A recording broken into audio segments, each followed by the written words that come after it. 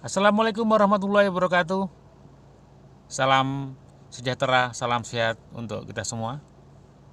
Bapak Ibu sekalian, teman-teman sekalian, khususnya teman-teman Kabupaten Cianjur, ya kan? Perkenalkan, nama saya Sugeng Anto, ya kan? Dari komunitas Bos Indonesia, penggiat Germas Sejahtera dan penggiat kesadaran politik masyarakat Indonesia, Garuda Politik Indonesia, ya kan? Selain saya kali ini mau edukasi tentang program support menuju Pileg 2024 Kabupaten Cianjur, kolaborasi win-win solution, menang untung, kalah untung. Ini menarik Bapak sekalian, menang untung, kalah untung. Nah, Bapak sekalian, di dalam Pileg itu tentu ada resiko. Ketika kita ikut konsisten dalam pesta demokrasi, Pileg, ya kan, itu bertarung dalam pilihan legislatif, tentu ada menang dan kalah, ya kan. Kita harus punya mental menang kalah ya, menang untung, kalah untung, kalahnya aja masih untung. Apa selain kita belajar dari filosofi orang Jepang. Orang Jepang kalau perang adalah punya mental berani mati. Berani mati bukan artinya dia pasrah mau mati, tidak. Karena dia berani mati makanya dengan segala upaya gimana dia tidak mati, gimana dia menang. Nah, ini spiritnya. Jadi jangan sampai kita ini punya mental cuma siap menang nggak siap kalah. Kalah tapi kita bukan artinya kita mau kalah, tidak. Itulah mental yang luar biasa.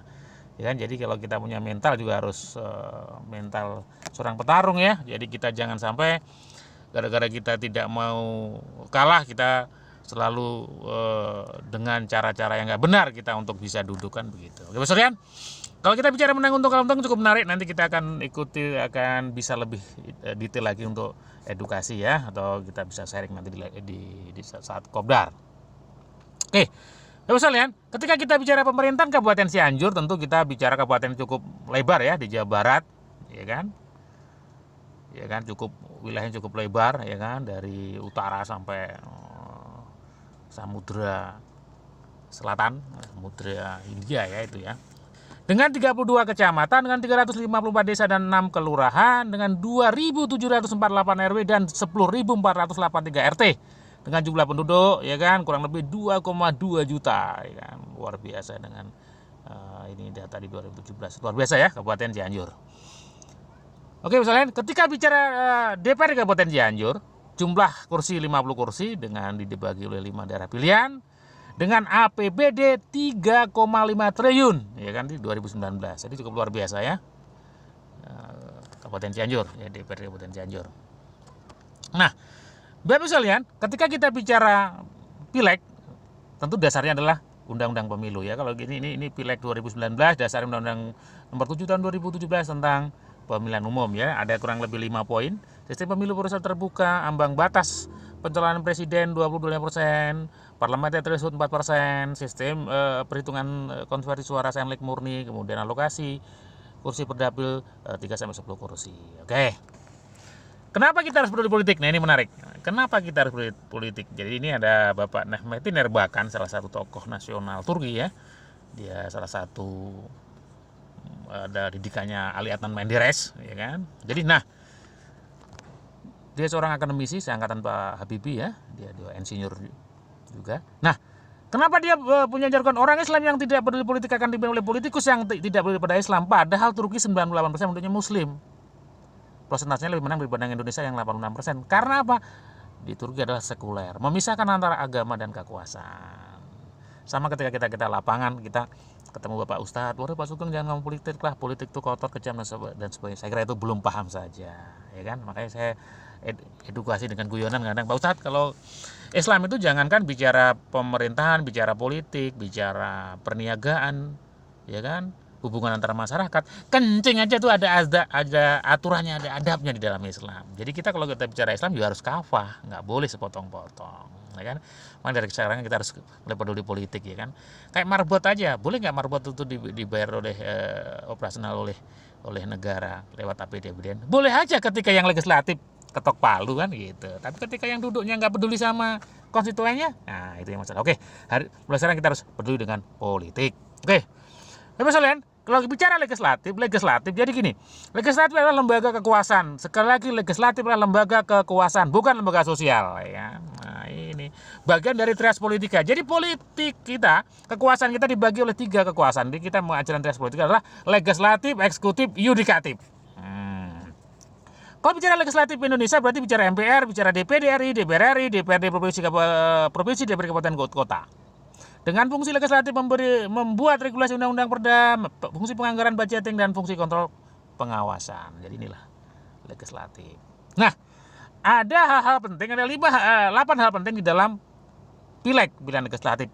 Undang-undang pemilu selalu berubah setiap 5 tahunnya. Nah, ini menarik. Jadi undang-undang selalu berubah ya. Makanya kita harus memahami undang-undang pemilu sehingga kita strategi di lapangannya kita bisa gimana caranya kita memenangkan. Jadi, nah, pileg banyak kursi banyak caleg. Nah, pileg berbeda dengan pilkada. Kalau pilkada 1 kursi banyak calon, kalau pileg banyak kursi banyak calon. Nah, kalau dalam satu daerah pilihan ada 10 kursi, artinya kita tidak harus nomor 1.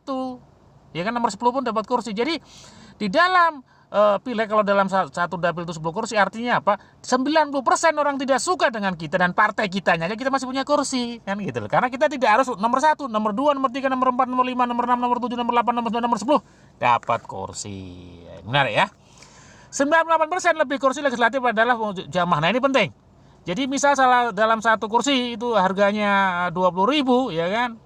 Yang mencoblos individu 20.000 sangat jarang, mungkin separuhnya ya atau kurang lebihnya kan. Nah, sisanya berarti suara partai dan suara caleg lain. Makanya kita harus suaranya 90% adalah suara kursi gotong royong. Maka ada caleg terpilih dan tidak pilih, makanya harus ada kesepakatan win-win solution. Pileg berdasarkan dapil ini berdasarkan jumlah penduduk, oke. Pasca reformasi pileg menganut sistem terbuka, oke. Dalam pileg ya kan 1 orang 1 suara, one man one vote. Suara presiden sama suara tukang becak lah sama. Suara petani sama bosnya petani lah sama, ya kan? Oke.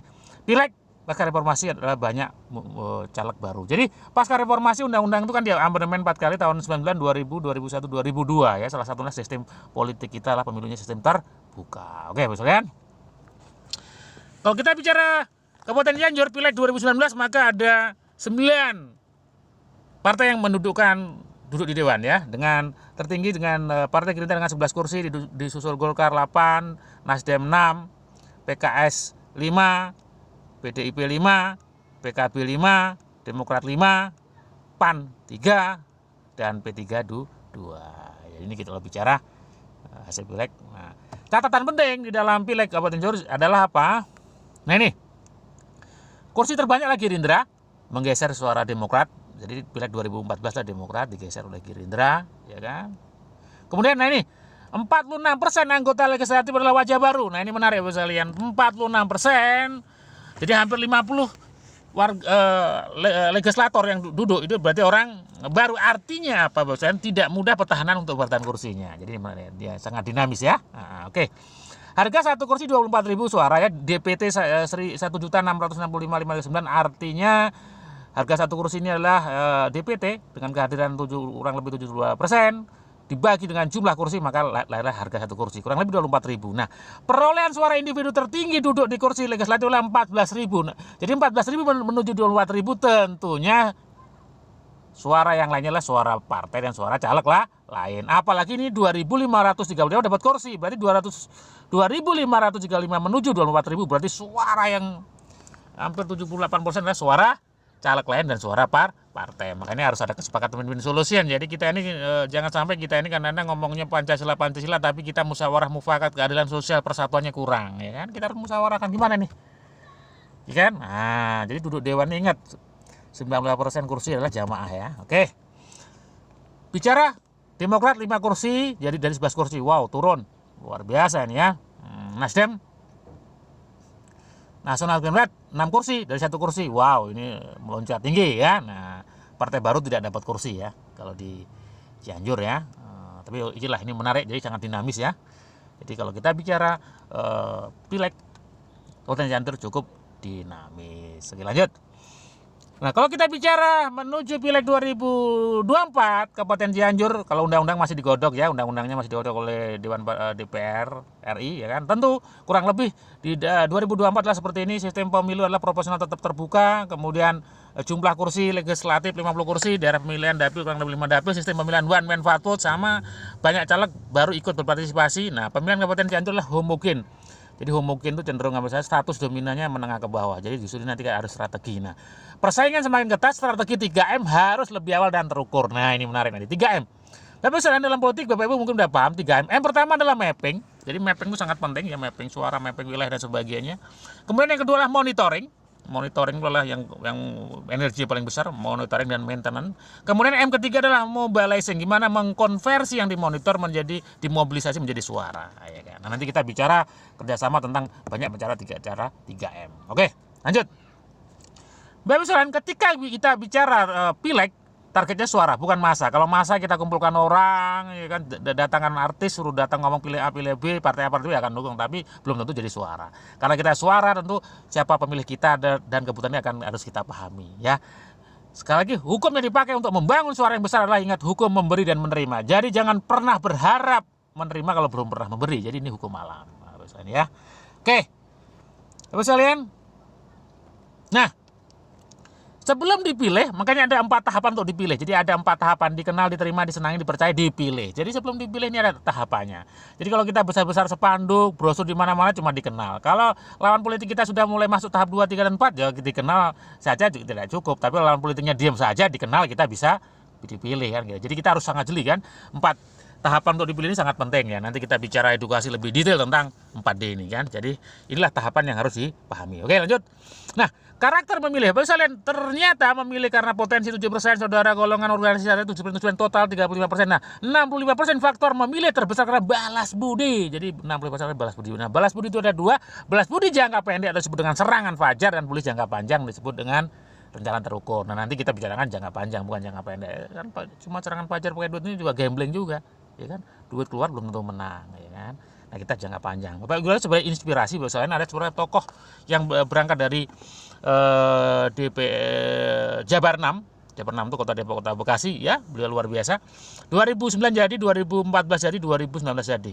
Jadi dia seorang lapangan, ya, dia menanamkan balas budi jangka panjangnya luar biasa, ya kan. 3 kali berturut-turut dengan perolehan di atas 10.000 suara, 100.000 suara. Siapa beliau? Ya betul, Syukur Nababan, ya, luar biasa ya. Nanti ini salah satu inspirasi gimana program jangka panjang itu diperankan. Oke, lanjut. Nah, estimasi operasional pileg jadi sekalian. Jadi secara umum berdasarkan riset Sorot Nasional, pileg ini seperti ini. Jadi operasional, ini bukan uang dibagi ya. Operasional itu kurang lebih untuk DPD Kabupaten itu 300 juta, provinsi 1,5 M, ini 4 M. Ini bukan uang dibagi ya. Ini uang operasional di lapangan yang diperlukan. Nah, tapi kita nanti bukan pakai metode ini kan. Kita nanti ada metode khusus, yaitu program menang untung kalah untung ya, kolaborasi win-win solution, tentu dengan low cost ya kan. Dengan biaya yang rendah. Oke, sekalian. Ya. Budget pemenangan pileg, Bapak Ibu sekalian, ternyata ada beberapa alokasi. Budget itu adalah 50% terbesar adalah untuk spanduk pertemuan operasional tim sendiri 50%. Nah, berikutnya adalah 20% adalah program doktrinisasi dan penguncian suara. Kenapa? Kalau kita dikenal, diterima, tapi kita nggak dikunci suara, maka suaranya juga bisa beralih. Makanya ada program penting adalah doktrin dan penguncian suara. Tapi kita harus tahapan awalnya mulai. Apanya ini doktrin kalau kita tahapan dikenal, diterimanya belum masuk kan gitu. Oke, lanjut. Nah, biaya besar penanganan pileg sekali lagi operasional. Operasional itu solusinya seperti apa? Politik dan bisnis mereka satu kesatuan yang nggak bisa dipisahkan ya. Menang, kita punya program menang untung kalah untung, bukan menang untung kalah buntung, tapi menang untung kalah untung. Jadi politik dan bisnis seperti mata uang nggak bisa dipisahkan ya. Seperti mata uangnya ini ada gambar, ada angka. Oke, lanjut. Nah, manajemen risiko. Apabila kita bekerja dengan perhitungan risiko, maka risiko tidak jadi masalah lagi. Nah, program menang untung kalah untung ini hadir karena ada risiko, Bapak sekalian. Nah, di dunia ini ada bisnis yang cukup besar, bisnis yang lahir karena risiko, Bapak sekalian. Apa, Bapak sekalian? Yang bisnis yang lahir karena risiko, yang besar, yang punya klub bola dan sebagainya. Ya, betul. Bisnis asuransi atau insurance. Jadi bisnis asuransi adalah bisnis yang lahir karena adanya resiko kecelakaan, resiko kematian, resiko kebakaran, nah lahir dia. Sama, kita program menang untung kalah untung ini dasarnya kita resiko pileg adalah kalah. Tapi gimana kalah kasih untung? Tapi target kita adalah menang, ya kan? Tapi semua harus disiapkan. Bahasa sederhananya kita ngomong pahitnya harus disiapkan kan. Jangan ngomongnya manis aja, kalau manis semua orang mau. Yang nggak mau pahitnya itu yang betul tidak. Ya, oke, lanjut. Nah, kolaborasi Bos Indonesia Germas Sejahtera. Jadi Bapak sekalian, di dalam politik nasional itu dipengaruhi oleh 5M. Sekali lagi di politik nasional dipengaruhi oleh 5M. M pertama adalah organisasi massa, M kedua media massa, M ketiga adalah mahasiswa, M keempat adalah militer, M kelima adalah money atau pengusaha. Sekali lagi, politik nasional dipengaruhi oleh 5M. M pertama adalah massa, organisasi massa, M kedua adalah media massa atau pers, yang ketiga adalah mahasiswa karena mahasiswa itu sebagai generasi penerus ya kan, tahun 66 Gerakan mahasiswa tahun 98, gerakan mahasiswa juga luar biasa juga. Kemudian militer, karena kondisi darurat militer itu juga menguasai negara. Kemudian yang kelima adalah money atau pengusaha. Jadi sekali lagi 5M. Nah, kita nanti bermain di M, massa dan media massa tentunya yang sebagai dasarnya. Oke, lanjut. Nah, konsep dasar win-win solution adalah apa? Pemilihan legislatif punya korelasi dengan berdagang, niaga kerja sama menawarkan sales terapis, tenaga pemasaran, tenaga lapangan, mitra bisnis dalam aktivitas setiap hari mempengaruhi orang untuk mengikuti apa yang ditawarkan, ya kan? Nah, energi atau biaya yang dikeluarkan dengan adanya tambahan promosi caleg legislatif diantaranya sama ini menarik. Kalau kita umpamanya kita tinggal di Bogor, setiap hari kita punya bisnis ke Jakarta, jadi Bogor Jakarta, Bogor Jakarta, Bogor Jakarta. Suatu saat ada orang, Pak, saya mau numpang ke Jakarta. Nah, tentu biaya yang dikeluarkan sama nggak kira bensinnya? Ya hampir sama. Tapi kalau kita hanya kepentingan ke Jakarta, karena kita tidak ada kegiatan rutin, maka kita mengeluarkan biaya yang cukup besar. Nah, inilah pentingnya kolaborasi. Nah, mempengaruhi orang lain dengan dasar trust atau kepercayaan. Jadi 4 tahapan tadi, 4D tadi ya. Nanti detailnya bisa ikut di. Kemudian yang berikutnya adalah mempengaruhi orang masa tanpa dibaca oleh lawan dan no money politik. Nah, jadi kalau no money politik ya, karena kita tidak bermain uang, nyebar uang, tapi nyebar ilmu, nyebar jasa kebaikan. Oke, lanjut. Nah, kolaborasi win-win solution BOS Indonesia dengan masyarakat. Nah, apa BOS Indonesia? BOS Indonesia adalah komunitas pebisnis online dan offline, ya kan? Sehat Sejahtera, ya kan? Yang didukung oleh lembaga kursus dan pelatihan Sugeng Sejahtera, ada KPS, CBO Academy, dan media sosial dan sebagainya yang, ya kan? Di mana BOS Indonesia ini bersifat inklusif, bukan eksklusif. Kalau inklusif berarti semua bisnis masuk, ada 10 bidang bisnis, kemudian stakeholder semua orang bisa terlibat. Jadi kita bukan eksklusif, inklusif ya, sebagai wadah edukasi dan praktek bisnis. Jadi kita tidak hanya cuma teori aja, tapi harus praktek. Nah, habis kita kolaborasi dengan Germas. Germas adalah Gerakan Masyarakat Hidup Sehat sesuai dengan Impres nomor 1 tahun 2007 tentang Gerakan Masyarakat Hidup Sehat. Jadi sehat itu ada 4 hal yang harus dipahami: sehat fisik, sehat psikis, sehat sosial, finansial, dan sehat spiritual. Jadi badannya sehat, uangnya harus sehat juga, ya kan? Nah, kolaborasi BOS Indonesia menjadi kekuatan yang luar biasa. Nah, di lapangan, bentuk kegiatan BOS Indonesia dan Germas sebenarnya adalah secara online dan offline. Online-nya adalah apa? Ada edukasi lewat WA, Telegram, media lain dengan edukasi bisnis online offline, kursus bisnis online offline, edukasi pola hidup sehat, kemudian lewat offline-nya dengan edukasi bisnis online offline, edukasi Germas Sejahtera, edukasi dan pemeriksaan kesehatan, kemudian olahraga, jalan sehat bersama, dan lain sebagainya. Inilah bentuk kegiatan di lapangan, baik online dan offline. Nah, program kolaborasi, nah sekali lagi Bapak Ibu sekalian, monitoring kata kunci. Jadi kita sales, agen terapi, tenaga pemasaran, mitra bisnis, manajemen di lapangan, sekali lagi ini dijadikan sebagai kekuatan monitoring kan, pemenangan suara dengan kekuatan komunitas BOS Indonesia dan Germas Sejahtera. Jadi program kolaborasi doktrin pengundian suara ini adalah memanfaatkan energi teman-teman di lapangan. Tentu kalau kita membangun itu khusus untuk politik, tentu biaya yang cukup besar. Tapi karena ini adalah kegiatan ini sudah rutin, maka kita tidak begitu, tinggal kita kerjasama win-win solution saja. Oke? Oke, Bapak sekalian, ini menarik. Jadi kolaborasi win-win solution, ya kan? Nah, intinya adalah apa? Tripartit sukses pileg adalah apa? Memadukan kekuatan antara komunitas BOS Indonesia Germas Sejahtera, kemudian tim sukses caleg, kemudian tentu dengan media pers partner, ya, karena media sebagai wahana komunikasi massa, penyebar informasi dan bentuk opini sesuai dengan Undang-Undang Nomor 40 Tahun 19 tentang pers, ya kan? Ini adalah luar biasa untuk duduk sebagai DPR di Kabupaten Cianjur dengan low cost, dengan biaya rendah, ya kan? Dengan sangat biaya rendah, ya kan, duduk menjadi DPRD Kabupaten Cianjur 2024. Oke, Bapak sekalian, intinya adalah apa Bapak sekalian? Gimana BOS Indonesia Germas Sejahtera kerja politik adalah sukses by design. Jadi kita ikut mendudukkan teman-teman, membantu duduk di legislatif tentu dengan cara yang elegan, cara yang konstitusional, dengan cara yang baik, cara yang benar. Karena kalau kita duduknya dengan cara yang baik, maka insya Allah dia akan juga jadi duduk dengan baik, mementingkan kepentingan konstituen dan masyarakat, ya kan? Sehingga kita punya teman-teman yang duduk di legislatif yang sangat peduli kepada konstituen dan masyarakat. Bapak sekalian, sampai jumpa sampai edukasi berikutnya. Jadi ini teknik teknis penjelasannya cukup banyak. Nanti kita ada edukasi lanjutnya. Terima kasih. Indonesia sehat, Indonesia kuat, Indonesia maju, Indonesia menang. Terima kasih. Assalamualaikum warahmatullahi wabarakatuh.